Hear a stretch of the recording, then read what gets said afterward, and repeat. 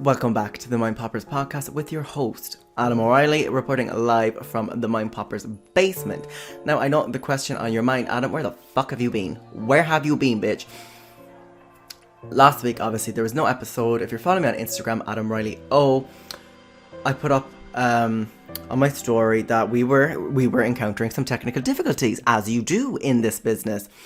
In full transparency, what had gone down was an opportunity had presented itself to bring Mind Poppers to potentially a bigger audience. So in that move over to this new platform and going away from the old platform, things got muddled. I really had to get technical, I had to get into the machine. And in the process of that, I ended up actually deleting Mind Poppers. I was panicking for a week. I thought Mind Poppers was dead. Now, it wouldn't have been the last of me, you know that. I would have brought it back. I would have brought back Mind Poppers Part 2, I wouldn't let this die. It's not about that. But I thought we were dead in the water, but people got involved or what have you, and it seemed like we could potentially be okay now. Because I'm the kind of person who is like, I did it and I messed something up. I knew I messed something up, but instead of going and asking for help then, I was like, no, I'll fix it. And I'm the kind of person that will fix something and keep fixing something until it is broken beyond compare, until it is completely unusable. And that's what I thought I had done with Mind Poppers. That's what I thought I had done with the podcast. I thought that I had killed it. But if you are listening to this episode by the end of the night, then things worked out for the best and we made it. If you don't ever hear this, then we did not make it. Now, I want to preface this episode by saying if you hear voices in the background, that is my mother and all my aunts, all her sisters, who went for a meal a while ago, and in shock and in horror as they conveyed to me, the restaurant kicked them out after their allotted time. For whatever reason, they thought they were going to be there all night.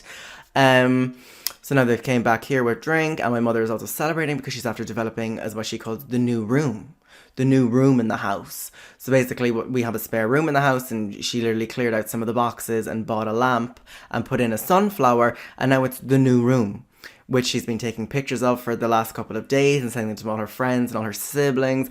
Now she has her sisters up and she's giving them a guided tour of the new room. She's even done up the small bathroom, which is attached to the new room. And she called me in. Well, it was actually, what she does, right, is for the last couple of days since she's done up the bathroom, she will open the door and turn on the light and look at it, and then we'll close the door again. And she keeps doing that. She keeps revisiting the same bathroom. And she's not even using the bathroom. No one's using the bathroom, by the by. But she insists on, she goes and looks at it. She loves looking at the fact that she's done it up, that she's put down a carpet in it.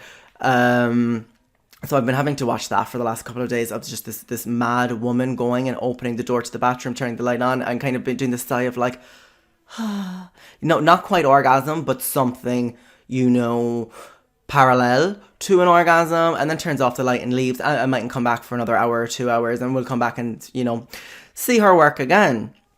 But, I remember I was always the same when I was younger. And when you clean your room when you were younger, and not just like clean it, but you clean it. You get in there, you scrub, you get the dust off. Like, a proper clean, like when you go under the bed. That type of cleaning. And I actually remember I used to do the exact same. I'd like clean my room spotless, and I'd be going around, doing my just like whatever around the house. And then like every now and again, I just like run up the stairs to my bedroom and open the door just to look at the room, just to look how clean the room was, and then close it again. And then you kind of like look at it and you're like, damn, I did that. You were flipping houses, you're like, I did that, didn't I? And that's the same with my mother now with the new room and the new bathroom. She brought me in to give me a tour of the new room. I was the first person who got a tour of the new room in our house the other day. And look, it looks great, what have you. She also wanted to show me the new bathroom. I went in to look at the new bathroom, and there was a plant on the floor, kind of a funky looking plant, kind of like a dark red, like a crimson colour. She was like, well, what do you think? And I was like, I actually like the plant, it's a funky colour. And she was like, that's mama. I was like, what? She was like, She's like, she is obsessed to the point of like she's walking around the house now like she's Dermot Bannon. And I had to bring her back down because I'm the kind of person who doesn't want to put anyone down, but I also want to just let people see the reality of the situation, because she was getting a little too big for her boots. The door had swung open so many times, it was about to fall off the hinges with her, admiring her work and what have you. And it was the whole, that's mama thing that did it for me. I was like, what exactly is mama? You put down, a rug from TK Maxx and this plant. And I was like, and I must say, do you like the plant? And she was like, yeah, it's fake. I was like, ugh. I was like, that is mama, huh? That is mama. I was like, you seriously have been parading yourself around this house like Dermot Bannon for the last 10 fucking days because you put a rug and a fake plant in our fucking bathroom. I was like, you need to get it together and fast. So please keep in mind, if you do happen to hear my mother and her coven in the background, at least you have the backstory to whatever noise they're going to push upon us today.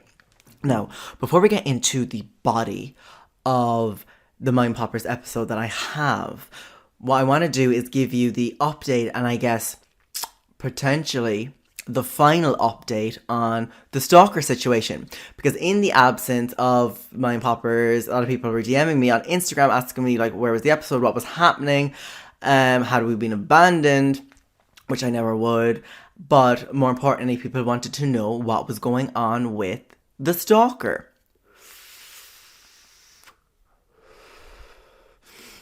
Now, I will give you a brief recap, okay? I've been talking about this over the last few episodes. The stalker, it was the fake account that was messaging me, with the same picture that they'd send in chat. The same account happened over 10 times, and was back and forth, conversation, great conversation, bam. The messages would all disappear. Okay? Now, you remember, these fake accounts were giving me the socials, the social media, so the Snapchat of the, I guess, in quotations, the real person. So I had asked this real person, if you remember, I sent them a message on Snapchat. I was like, you need to stop harassing me. You need to stop it. To which they replied, oh my God, me? I would never harass you. I would never do that. Someone's using my pictures is what they said or whatever. I remember I said that was fishy because, first of all, if you find out that someone is harassing people using your photos, you're going to want the receipts. You're going to want the screenshots. You're going to want the full story so that you can, first of all, clear your name, but, have this information and examine the language so that you could, narrow down who is, trying to impersonate you. What have you? Of course, that's what we'd all do. This person was like, I would never do that. And that was it. So I had received another message, the 11th and final message from the fake account last weekend. It was the same old shit, normal conversation, blank profile.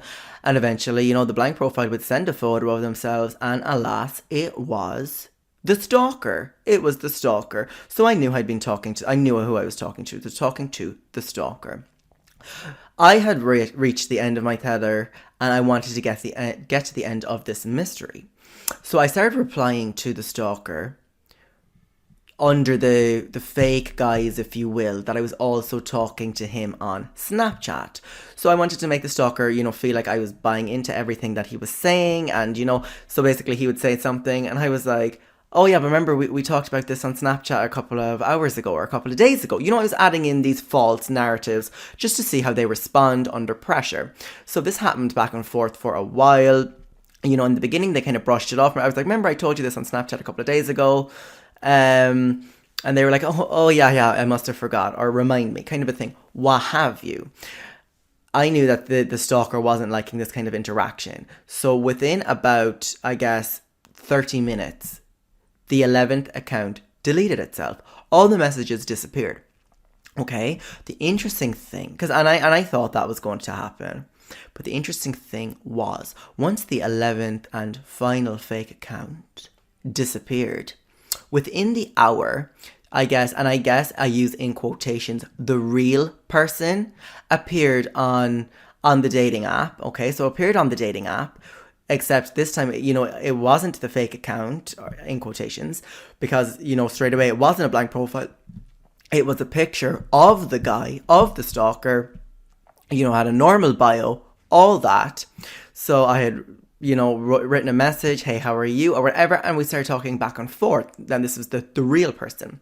So I wrote to this person on Snapchat, and I was like, okay, is that you who I'm talking to on the dating app? And they replied, yeah, it's me. So I just sent back, okay, as you were. And we went back to talking on the dating app. We talked back and forth, okay, for a while, what have you. It was fine. But, and this is where I knew. Because I always had my instincts. I always thought that they were the same person. From the outset, that is how I felt. So in talking to the real person finally, we chatted back and forth, whatever. In the brief conversation that we had, I guess it was over maybe 2 days, over the time frame of 2 days, within the first couple of hours, I knew there and then that the real person that I was talking to was the stalker. They were the same person all along. And I knew this because of the language that they used. And I knew the different phrases. It was almost like this person wasn't even trying to hide it. It was almost like this person either once thought I was a fool, or this person didn't care because I couldn't prove it. But looking at the language, the phrases, the certain things this person said about trust in particular and what have you, I knew that I had found the stalker. Or maybe the stalker had found me, but I knew in that moment that the stalker and the real person were the same person, that this person was the stalker and this person was contacting me time and time and time again while putting up on their social media, oh, I'm being catfished, what have you. This person was not being catfished. And here comes the final kicker in the chapter of my stalker. So we'd gotten to talking. And look, I knew this person was my stalker. I knew that they were. And did I put an end to it? No, I didn't. Because I wasn't talking to anyone else. And I was like, okay. I was like, let's see how it goes. I was like, stranger things have happened, If some person marries their stalker, then so be it,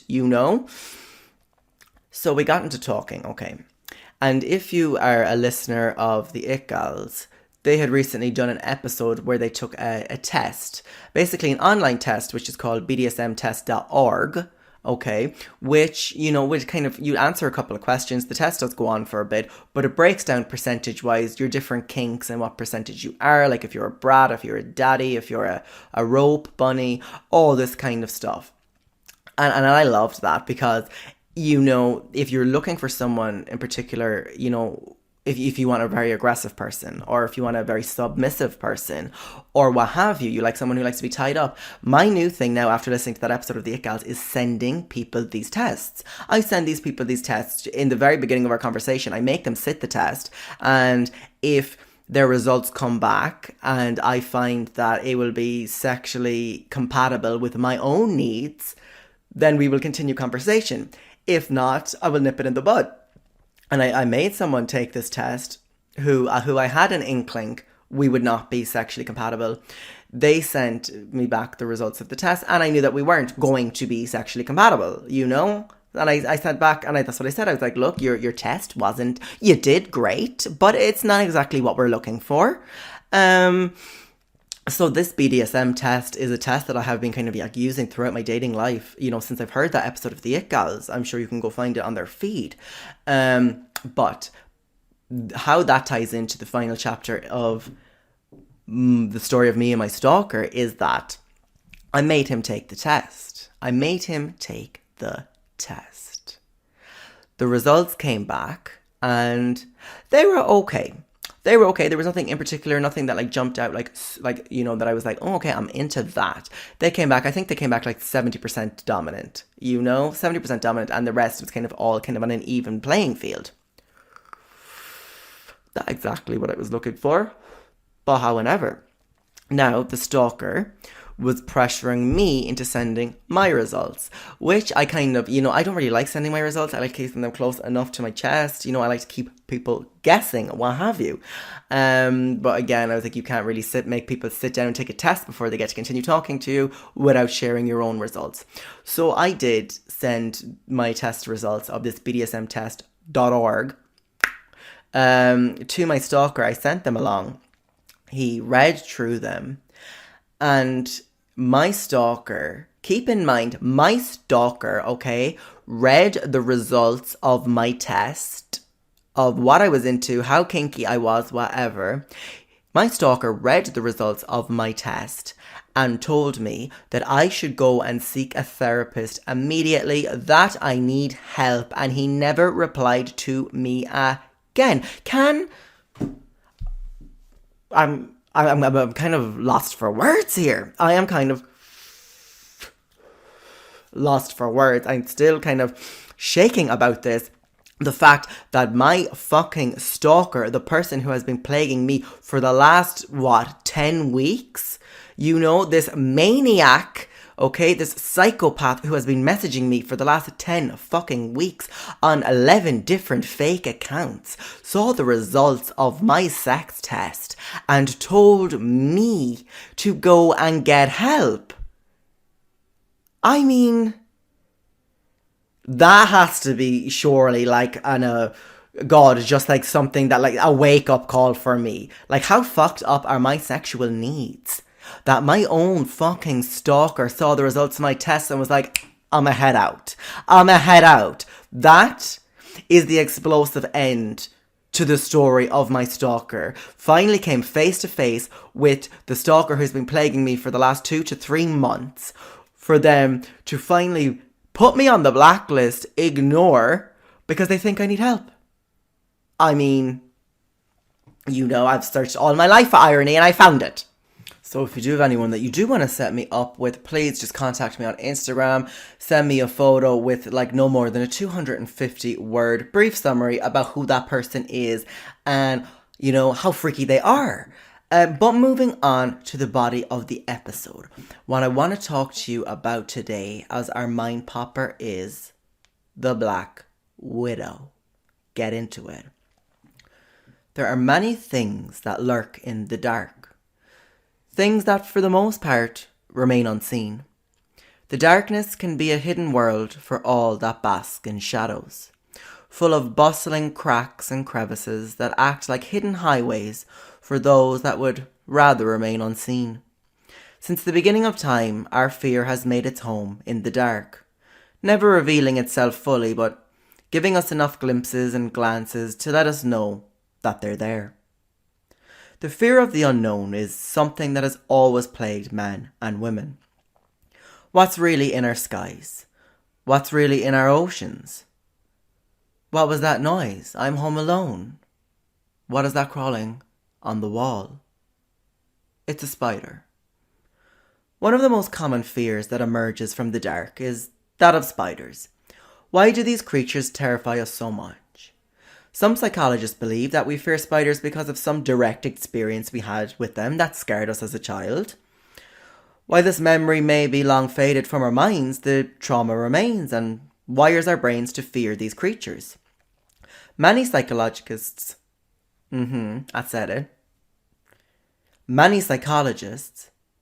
say that having a family member who also exhibited these irrational fears towards spiders when we were younger would be enough for us to also latch onto that feeling and develop the same fear.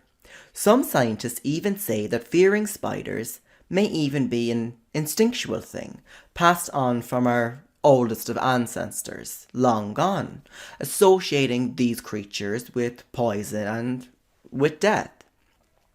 And you know what? Let me say this, okay? Let me interrupt this very dark, looming monologue.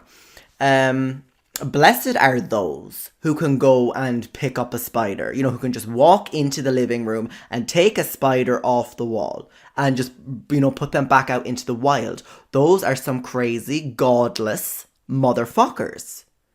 They just pick up these beasts like they're nothing. And you know what? The thing is, if you were like me, I am not someone who can, go with the tissue or the jar or the cup or what have you, or with my hands and pick up a spider off the wall and carry it out into the garden like it's nothing. I am just not one of those people. I never have been. I'm actually quite the opposite. I am an arachnophobe. I'm not afraid to admit it. I am an arachnophobe. I have arachnophobia for sure. And the thing is, when you are with someone who, like I said, is godless and will go and pick up the spider and release it to the wild, in that moment, it is the most terrifying, because if you were like me and you have this just overwhelming fear towards arachnids, you feel so powerless. Like, I always feel so powerless in these moments when someone's going and picking up the spider, because you know what happens when you bug someone enough. Because the chances are, if someone isn't afraid to pick up a spider, then the spider on the wall doesn't really bother them. The spider's presence doesn't really, have any effect on them. So you, sorry, I got too much air in my lungs. Oh, that's better. So the thing is, you are putting these people out, these godless people out of their way, getting that spider and releasing it for you. So you lose all the power in that situation. And how many times have we gotten a motherfucker to pick up a spider for them to like do the whole wah, wah kind of thing with you, and they run up in your face and they're skidding and they think it's like a funny situation, but it's not. If you have that paralyzing fear of spiders like I do, when someone does the whole I'm gonna get you thing when they're holding the spider, it ain't funny. It actually will help you develop a deep growing resentment for that person. It ain't funny, it ain't cute, but nevertheless it always happens, doesn't it? It always happens. And the thing is as well, like they go out and they throw the spider out. It's always out into the garden, isn't it? And then they come back in and I'm like, okay, where's the spider? And they're like, oh, I threw it into the garden. And I'm like, the garden? No, not the fucking garden. The garden is far too fucking close to the household where we just evicted this spider. Are you for real? The garden? No. And they're like, well, what did you want me to do with it? And I was like, I wanted you to walk down the road, maybe a couple of estates down, maybe to a strand, and release the spider there, not put it in our fucking garden, The window's still fucking open. It's probably back inside. What are you doing, moron? No, if I ask you to take the spider and release it, I mean, cross-county borders release it. I don't want an open invitation for the motherfucker just to move back in. People really don't like that, do they? And when people come in as well, I'll be like, let me see your hands. Let me see your hands. And I won't feel comfortable being around that person for a couple of hours, because I still feel like, you just feel like these people are incompetent, don't you? Because if you're foolish enough to pick up the spider and release it, you must be missing a few brain cells or something ain't right. Like I said, you're a godless person.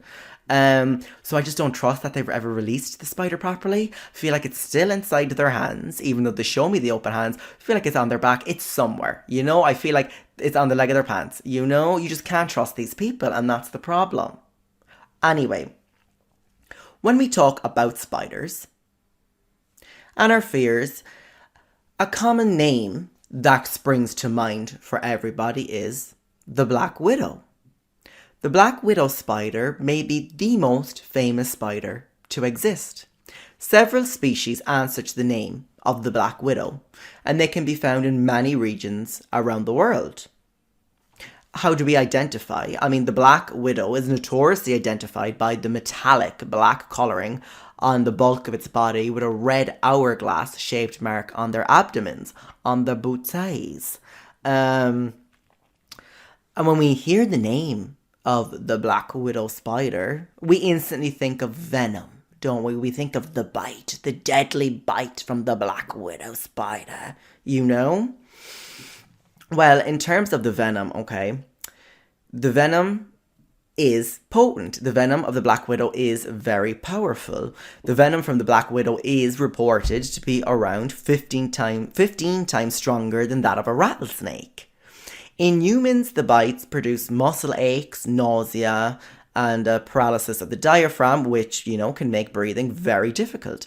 However, contrary to popular belief, it isn't deadly. Most people who are unlucky enough to receive a bite from Lactrodextus, which is the scientific name of the black widow. Hello, education, how are ya? Most people who are bitten do not suffer serious damage, let alone death. But that's not to say that an encounter with the black widow cannot be fatal. To small children, the elderly, and the sick, an encounter with the black widow may be their last. Fortunately, deaths are pretty rare, and the black widow is classified to be a non-aggressive creature, and they bite only in self-defense, if that makes you feel any better. So, the black widow, by all accounts, seems to be a non-aggressive creature, and it's not terrifyingly massive either. It comes in a humble 1.5-inch model, and we've probably all encountered bigger spiders in our homes. So, where does the black widow get its name? Because it must be said that the Black Widow is a statement name, isn't it? The name carries a certain, how you say, je ne sais quoi, if you're nasty, but it does carry the name Black Widow. It carries a certain heaviness with it. The name has power. It is shrouded in darkness and sorrow. So you know that this bitch means business. She didn't come to play. You know, in the same way, the name Daddy Longlegs carries a certain energy. Like when I was younger, the name Daddy Longlegs did instill fear in me, for sure. You know, those long, crooked, gangly legs gave me the heebie-jeebies, you know, gave me the chills. But as the years went on and I started using Twitter, anything with the word daddy in it would never scare me again. If anything, it may even turn me on. Like, ooh, here come daddy with the long legs. You know, is that a ninth leg or are you just happy to see me? So I guess my fear of daddy long legs, you know, ever since I encountered the word daddy and how we use it nowadays, it just doesn't do the same thing. So the name, where does it come from? She is the black motherfucking widow. She's the black motherfucking widow. She mates and she kills, right? You rock her shit and she gets you. And I think that is also something to be admired, you know? Like, it is about time the young girls in our society had someone to look up to. You know, that wasn't a Kardashian. Anyway, so I was watching this short documentary on the Black Widow spider. In particular, it was a Western Widow spider, so it was in California in the States. It was saying that most spiders will weave a new web every single night. So most like common house spiders. And that's why you probably have so many webs in your house and you're not seeing all these spiders, is because these spiders, you know, the majority of spiders will weave an entirely new web every fucking night. However, the Black Widow spider will remain on their one web their entire life. Okay?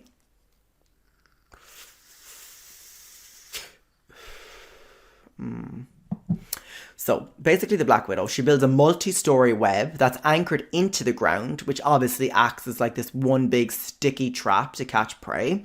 And like most spiders, she'll bite whatever's caught. She has haired kind of hind legs, which she'll use to wrap her silk around the prey. She'll bite them, inject their venom, so that will paralyze them. And eventually that venom, because if you remember, like I said, the venom of the Black Widow is 15 times more potent than that of the rattlesnake. Okay, so basically what it does is turns the insides to mush, it liquefies them, and then the Black Widow will suck all that good shit out of the body. Oh my god, excuse me. Oh, there is just something going on with my lungs today, and I don't know what it is. Like a couple of months ago, I was off the cigarettes. I was off the rollies, you know, and I was just bopping away on the vape and I was doing okay. Now, okay, fast forward to July, I am smoking cigarettes. I have a box of rollies and as you can hear, I'm on the vape. I'm a triple fucking threat right now. But you know what? It's more of a health choice, you guys. You know, I'm doing the triple threat with the smoking just so basically I burn out whenever coronavirus enters the lungs, you know? I'm pretty sure that is how it works. So, in this tale of romance and death, when it comes to the Black Widow spider, where does the male spider come into all of this? Now, keep in mind that the female Black Widow is 30 times heavier than the male.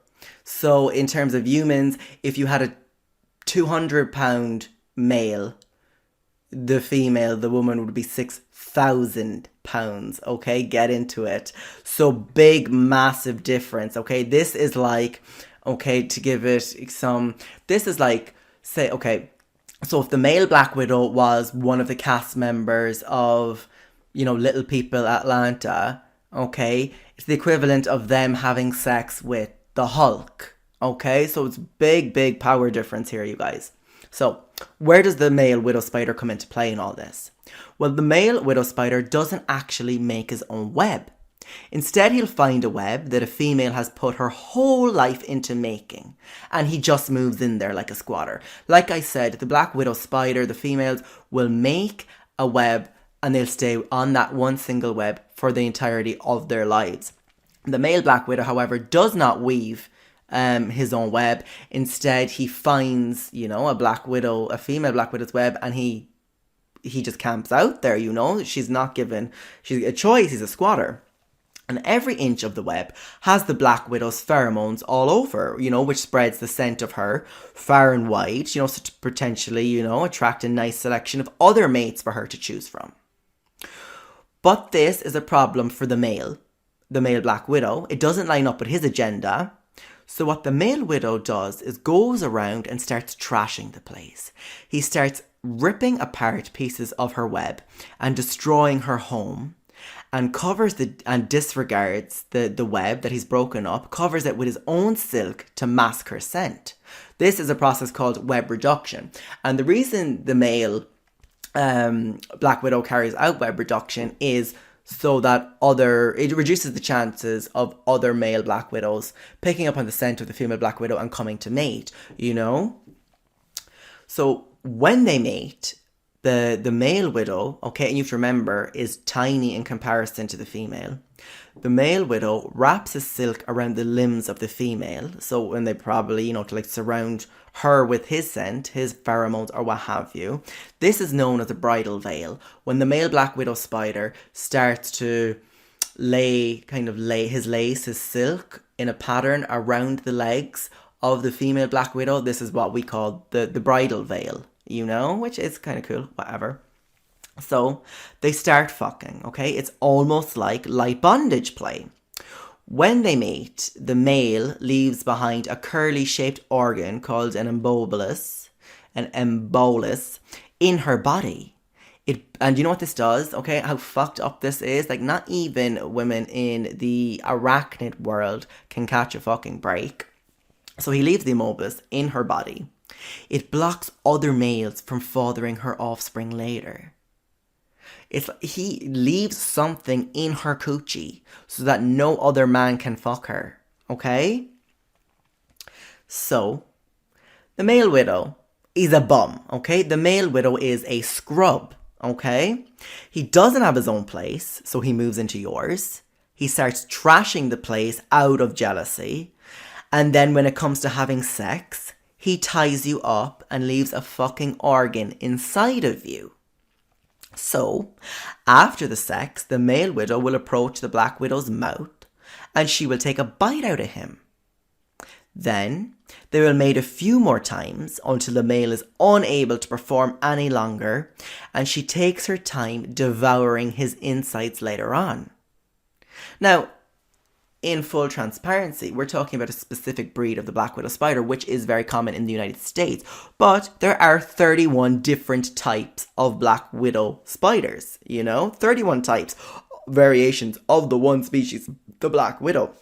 So surprisingly, only about 2 out of these 31 will engage in like full-scale cannibalism after sex, and we gotta respect those 2, because this black widow mama has, created a home for herself, provides for herself, for some scrub, for some bum to move in, start trashing the place, acting up out of jealousy, and she fucks him. Not once, not twice, but 3 times maybe, lays a few eggs, and then eats him dead, carries him away and slowly devours his insides. She liquefies his insides and eats him. And you know what? I respect that. I respect the fuck out of that. But so the question remains, is the black widow a cold-hearted femme fatale or a lover scorned one too many times? So, in honor of the black widow spider and all the good work that she's doing, you're doing amazing, sweetie. In honor of the black widow spider, it inspired me in, watching this documentary and learning more about this terrifying but beautiful, deadly creature. I wanted to look at, because you know what, we hear so much in the news, don't we? We have our Donald Trumps, we have our Gaddafis, we have our Saddam Husseins, our Osama bin Ladens, our Hitlers, you know? What do they all have in common? They are men. So in looking and researching on the Black Widow spider, it made me curious as to what evil women we have in the world and throughout history. The most evil women, you know? I want like female Hitler. I wanted to see if being evil to the core was, you know, majorly a male trait. So it inspired me to go and look at this list that I found online on Goliath.com, which I haven't read myself yet, but what I want to do now is read through it and take a look at the 7 most evil women in herstory. Okay, get into it. That's history with a her. At number 7, we have Mary First of England. Mary First of England, also known as Bloody Mary, okay? So Mary First of England is the origin story of, you know, this whole childhood myth of, you know, Bloody Mary, Bloody Mary, Bloody Mary. Boom. You know? So basically her whole gig was that she killed a fuckload of Protestants when attempting to restore Catholicism to England during her reign. The heresy law that she instated, eventually became out to be responsible for the burning alive of over 300 Protestants who were accused of being heretics. She was never persecuted for any of her crimes. However, after her death, her re-establishment of Catholicism was, you know, reversed. You know, England again became a very, you know, much Protestant country, what have you, okay? But it was interesting for me that our 7th, you know, most evil lady, Mary First of England, was the person behind Bloody Mary. I did not know that. Maybe worth looking into further for a mind popper. At number 6, this name is a name that should be familiar to you if you have any interest in serial killers, you know, which I personally do. I'm a big fan. But at number 6, we have in the 6th most evil woman in herstory is Eileen Wuornos. So Eileen Wuornos was a highway prostitute who is considered to be America's first female serial killer. Now, while she is probably considered to be America's first known serial killer, you just trust and believe America has a long, dark history of evil women for sure. So while Eileen Wuornos may be the most notable female serial killer in US history, she's certainly not the first. She's the first one that was caught. Anyway, she brutally shot and robbed 7 men in Florida during the late 80s and early 90s. She claimed, however, that when she was arrested, that these homicides were committed in self-defense. And you know, you could be inclined to believe that. A prostitute out, a working girl, you know, working the highways, you know, trying to make ends meet. Of course, you're going to meet a hell of a lot of, you know, terrible men along that journey. But, however, she shot and robbed 7 men. Like I said, went on to claim that the homicides were committed in self-defense. However, she was in fact found guilty of killing all 6 men, and she was placed on death row. In 2002, she was executed via the lethal injection. And that's actually kind of shocking to me. When I heard the name Eileen Wuornos, I was like 70s. You know, whatever. I feel like this woman wasn't around for a while. But yes, Eileen Wuornos, America's first, in quotations, serial killer, was only put to death by lethal injection in 2002. And I think they went on to make a movie about that or something. Was it called Monster or something? However, coming in at number 5 on the list of the most evil women in herstory is Myra Hindley.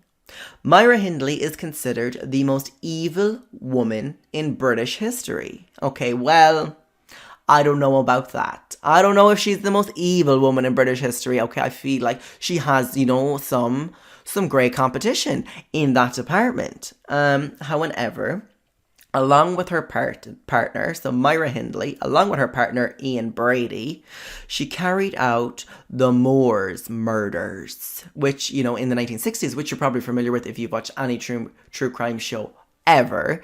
You know, if not, I think the Moors murders may be something we could look into on this podcast. So they carried out the Moors murders in the 1960s. So together they kidnapped, sexually tortured, and murdered 5 children and teenagers. When they were caught, Hindley showed absolutely no remorse for her crimes and pleaded not guilty.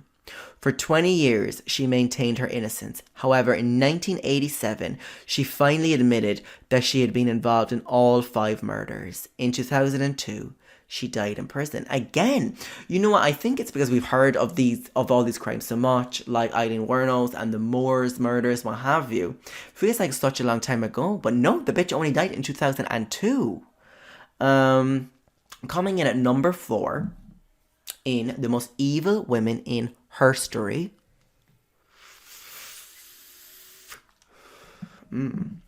is Carla Artistry. No. Coming in at number 4 in the most evil women in herstory is Karla Homolka. Karla Homolka is Canada's most notorious female serial killer. I thought everyone was nice in Canada. I can't remember, or I can't think of, like, a Canadian being a serial killer. But alas, you know, proven wrong. She helped her husband, Paul Bernardo, rape and murder at least 3 women, one of them being her younger sister. So, you know, obviously, first of all, if you're taking any part in murder, you're not a good person.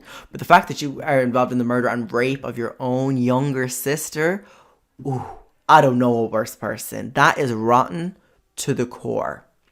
She received, in the end, a pretty light sentence for her crimes thanks to a plea deal that she struck with the prosecution in exchange for her testimony against Bernardo. She received a reduced prison sentence of just 12 years. That can't be right. 12 years when she helped her husband, Paul Bernardo, rape and murder at least 3 women, one of them being her younger sister, and she only got 12 years? Something don't smell right there. The prosecution didn't feel badly about the deal at first. Homolka claimed that Bernardo, I'm sorry, there's an extra R in here, had been abusing her and that she had been forced to participate in the murders. However, video evidence later surfaced proving that she wasn't a victim but an active participant in all the murders. So she tried to cut a deal with the prosecution under the guise that her partner Bernardo had been abusing her and forcing her to do this, while all along she was equal partner 50-50. And in a last attempt to get out of the situation, she created a bigger lie. She turned on her partner. You know? I mean, of course, look, if you're going to do it, you might as well do it intelligently. So if you're going to be a serial killer and you turn, you know, have a good story, what have you. But obviously the videotapes, you know, proved that she wasn't a victim at all, but a very willing participant. But there was nothing that could be done and with her deal and the prosecutors. And this has become known as the deal with the devil. This case where they bought into it. They bought into this, you know, I guess, battered housewife, you know, but it was actually narrative that she'd created and the prosecutors couldn't go back on their deal because it was a plea deal and they made the deal with the devil. Okay, that was number 4. Coming in at number 3 of the most evil women in herstory is Rosemary West. Okay, she sounds lovely. Haven't even looked at what it's going to say about her, but she sounds lovely. Rosemary, how are ya? You know, it sounds like a little old biddy down the road. How you, Rosemary?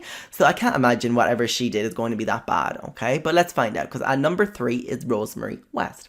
Rosemary West is the notorious in Britain for her crimes. She, along with her husband Fred, sexually assaulted, murdered, and dismembered a number of young women and buried them in their cellar. Okay, well, as it turns out, I take it back. I stand corrected. Rosemary West sounds like a real piece of work. You know, not this friendly old biddy, you know, the vibe that she was giving off originally. No, she has done some nasty things. And by nasty, I mean sexually assault, murder, and dismembering a number of young women and burying them in her cellar.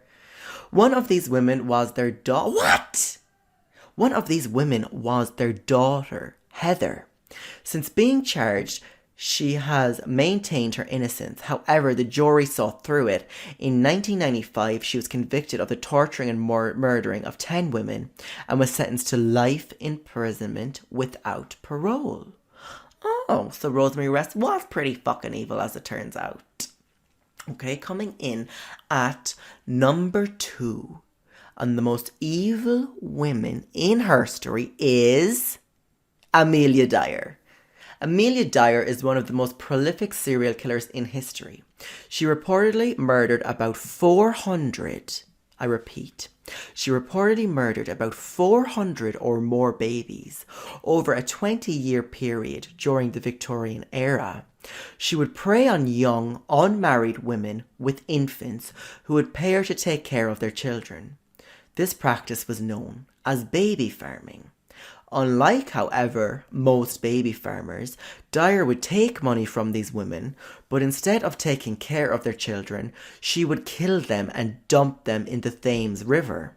Even though she was responsible for a number of deaths, she was only tried for one murder and was sentenced to death. I mean, surely the murder of 400 babies and the disposal of their bodies, you know. I mean, surely just taking care of the kids would have been easier, surely, you know? I mean, what do you think was when you drop your child off to this person and it doesn't come back? You know, what was her game? Like, how can she, you know, how can she explain that she lost 400 children? Something didn't add up. In the end, obviously, she only got charged for one murder, you know, and that's all it took. You know, I guess they couldn't find evidence for the other 399 missing children. But all it took was one murder to stick, and the bitch got death. Okay? That was Amelia Dyer.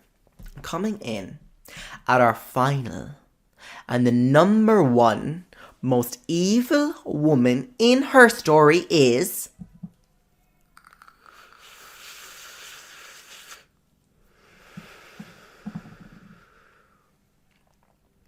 Elizabeth Bathory. The Guinness World Record considers Countess Elizabeth Bathory to be the most prolific female serial killer ever. The most prolific serial killer, and what's that on? Period. She was accused of torturing, mutilating, and killing around 650 women between 1585 and 1610. Even though there was substantial evidence against the Hungarian countess, she never faced trial because of her family's influence. Legend has it that Bathory had vampire-like tendencies. She reportedly bathed in the blood of victims in an effort to retain her youth. You know what? In saying that, it's just springing to mind after hearing that. I don't know if, I'm a big fan of American Horror Story, love everything Ryan Murphy does except for Glee. If you have seen season 6 of American Horror Story, so that would be American Horror Story Hotel. We actually see the character, it's the kind of Lady Gaga's main role. She did appear in season 5 in Roanoke, but I guess it was the first time Lady Gaga took like a leading role in the American Horror Story franchise, where she plays the Countess, okay, who does the whole drinking the blood, slashing the throats, and bathing in the blood to preserve her youth. So I wonder, was Lady Gaga's character, the Countess, based on Elizabeth Bathory? You know? I guess, who knows? Okay. So after hearing the story of Elizabeth Bathory, okay, after we just did it right there, I kind of wanted to look a bit more into her because that is a story that I'm interested in, okay? This, like, Blood Countess, you know, I'm into that. So she did become known as the Blood Countess, okay? She came from the Bathory family, which is a very wealthy, influential, powerful family from the Kingdom of Hungary, okay? She was married at age 11, okay? She was married to Ferenc Nasty. I guess it's Hungary. I guess it's a Hungarian name, Nasty. And he actually took her surname, okay, work. He took her surname so she could obviously keep the family name, whatever. As a wedding gift, right, on her 11th birthday, she was given the Suggestie castle. She was given a castle for her wedding gift on her 11th birthday, okay. We love that. It was a wedding gift, but it was actually from his family, so it was two powerful families. And of course, everything seemed like a fairy tale or what have you. Now, her husband, Bathory's husband, was actually away from the castle a lot. I guess he was in the army. He was a chief. I think he was the chief and commander of the Hungarian troops. So he was like fighting against war against the Ottomans, what have you. So she was often alone. So Elizabeth Bathory, as a young child, spent a lot of time with her aunt, who practiced witchcraft, and her uncle, who was a devil-worshipping alchemist. Okay, what could possibly go wrong? Okay, you have this 11-year-old girl, not only this 11-year-old wealthy, young wealthy girl. I mean, we've seen all the Emma Roberts movies, okay? They always turn out to be massive bitches. But not only this, she's spending time with her aunt, who's a witch, and her uncle, who is a devil-worshipping alchemist, okay? So where does her blood obsession come into all this? The story goes that Bathory, okay, and again, there is evidence, so this isn't one of our folklores. This is the story. You're hearing it here, not first, because the story has been around for centuries, but, it could be the first time you're hearing it. Elizabeth Bathory's blood obsession, it grew because of her husband's absence. She's at home in the castle board. So she began inflicting cruel punishments on her staff. And in this period of time, it was not only normal, but encouraged to discipline your household help, So according to the story, she enjoyed torturing the help that she had. She, it was like a hobby of her, like some people do Sudoku. Her hobby, Bathory's hobby, was building different contraptions that would torture the staff. So iron tongs, barbed lashes, what have you. Until Elizabeth Bathory invented maybe her most famous creation. It was a cage called the Iron Virgin. It was designed after the Iron Maiden. Her cage was molded like a woman, like a metallic woman that would open in two, but on either side would have sharp jutting blades. So obviously, and I'm telling you, I've seen pictures of this. It looks exactly, and I guarantee you this is what it's based on in the movie Matilda, the chokey, where Trunchbull throws them into the chokey. This is what it looks like, okay? So it all started for Bathory when she's conducting one of these cruel acts. She had a young servant girl, okay? And she put her inside the Iron Virgin, which was this metallic cage, like I said. So she closed it on the girl, and when she'd opened it up again, spots of blood landed on her. And Bathory noticed that her skin had tightened. So she officially became obsessed with blood. And I guess the properties that she saw blood had on this, I guess, youthfulness, the cosmeticness, when the blood would fall on her, she felt her skin tighten. So she made a link between blood and youth, and possibly eternal youth. So her obsession with eternal youth began to outnumber the number of young girls in the village. She had killed so many young women in this village with this test, or with this contraption, the Iron Virgin, and bathed in their bloods, that she had ran out of young women in the village surrounding her kingdom. So she started to lure in young girls from other high society families. And that is when she started taking women from other high society families, that's when the Hungarian king knew that he had to put her on trial. So once everybody arrived at the Suggestie castle, the bodies of the young women were found. Some of them were half burnt, some of them were alive, and some of them were noticeably missing chunks of flesh from their faces. Bathory and her allies were put on trial for only 80 counts of murder. With all of the evidence stacked against her, particularly, her diary, where she wrote down the names of her victims, which brought the total death count to 650 girls, she still wasn't executed. Instead, because of her royal blood, was allowed to remain in her castle. But there was a catch. Held in confinement, Bathory was bricked into a room in her castle that had no windows or doors. There was a small opening so food and water could be given to her. She remained there in captivity until her death, which came only 3 years later. Does she warrant the most evil woman in history in her story? Absolutely. Elizabeth Bathory, some people go on and say that she inspired the first accounts of Dracula, or of the modern vampire. Whenever, when I'm saying things, I'll still do the quotations. Yeah, as I'm speaking, and then I realize that you guys can't see me doing quotations, so I have to say in quotations. But so, people said that she went on and inspired the story of Dracula, and I guess the, in quotations, modern interpretation of the vampire.